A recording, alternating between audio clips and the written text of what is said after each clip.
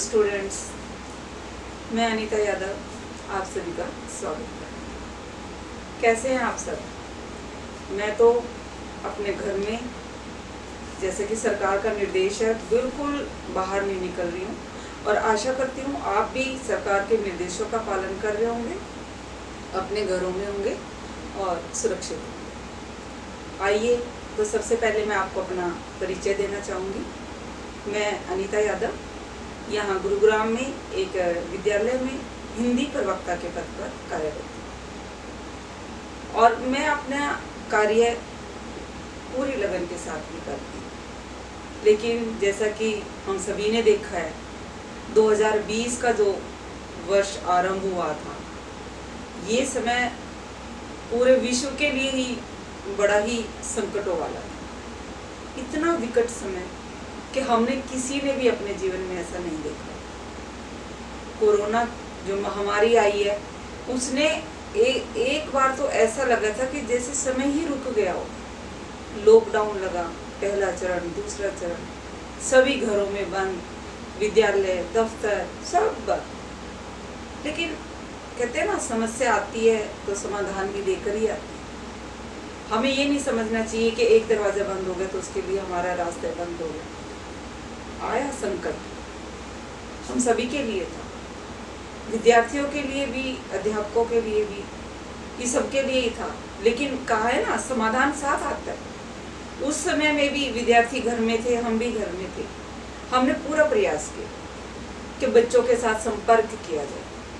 हमने फोन के माध्यम से, व्हाट्सएप के माध्यम से, जैसा भी हुआ, हमने विद्यार्थियों के साथ संपर्क किया कि उनको पढ़ाया जाए। हमने व्हाट्सएप के ग्रुप बनाए, बहुत सारे यूट्यूब चैनल्स हैं स्टडी के, उनके द्वारा हमने पूरी उनको कोशिश की कि वो पढ़ें, उनको देखें और बच्चों ने भी पूरा सहयोग किया। ऐसी बात नहीं कि विद्यार्थियों ने भी पूरा प्रयास किया, उन्होंने भी की पढ़ाई।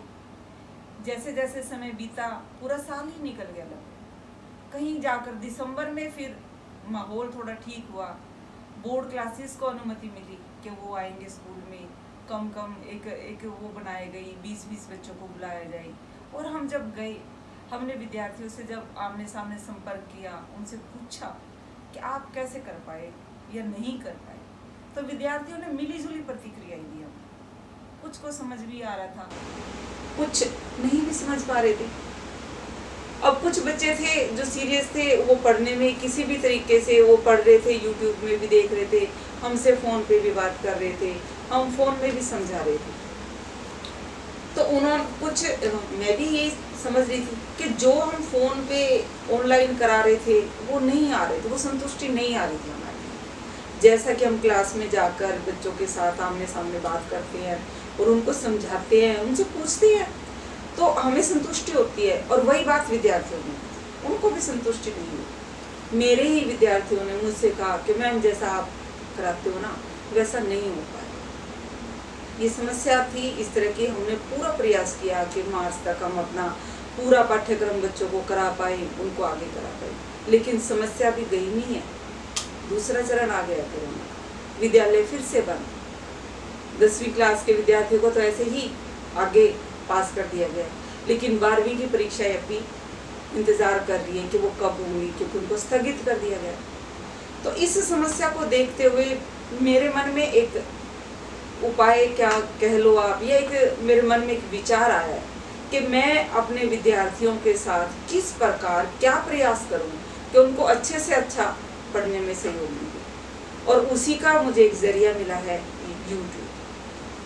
मैंने भी प्रयास किया है और करना चाह रही हूँ कि मैं यूट्यूब पर हमारी हिंदी के नाम से अपना एक चैनल बनाने जा रही हूँ, ताकि अपने विद्यार्थियों के साथ संपर्क कर सकूँ और उन्हें बता सकूँ। मैं चाहती हूँ कि जो मेरा चैनल हमारी हिंदी होगा, इसमें मैं 9वीं कक्षा से लेकर 12वीं कक्षा तक के विद्यार्थियों का जो पाठ्यक्रम होगा उसको शामिल करूँ। और हरियाणा बोर्ड और CBSE बोर्ड का एक जैसा ही है सिलेबस, उसमें CBSE में भी वही है और हरियाणा बोर्ड में भी वही है।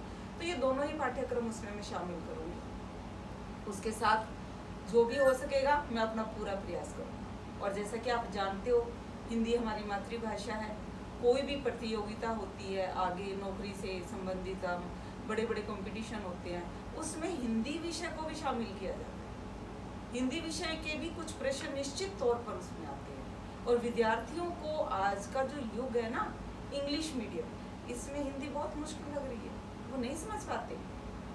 बच्चे कर लेते हैं बाकी, पर हिंदी की तो बारीकियों को वो समझ ही नहीं पा रहे। जो मैं उनकी भी एक समस्या है, उसको भी मैं शामिल करना चाहूँगी, क्योंकि मेरे जो विद्यार्थी 12वीं कक्षा पास कर गए हैं, उनका मेरे पास कई बार फ़ोन आता है। वो कहते हैं मैम ये प्रॉब्लम आ रही है, हम ये नहीं समझ पा रहे हैं, प्लीज़ आप ये क्लियर करो।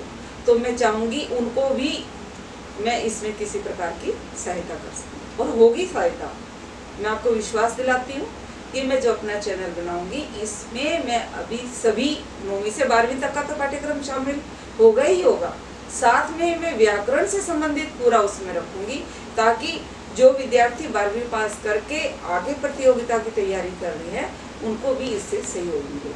तो मैं चाहती हूँ कि आप सभी मेरे इस चैनल को सब्सक्राइब करें, उसमें मेरे जो प्रयास है इसको सहयोग दें, ताकि मैं आप लोगों की ज़्यादा से ज़्यादा सहायता कर सकूँ।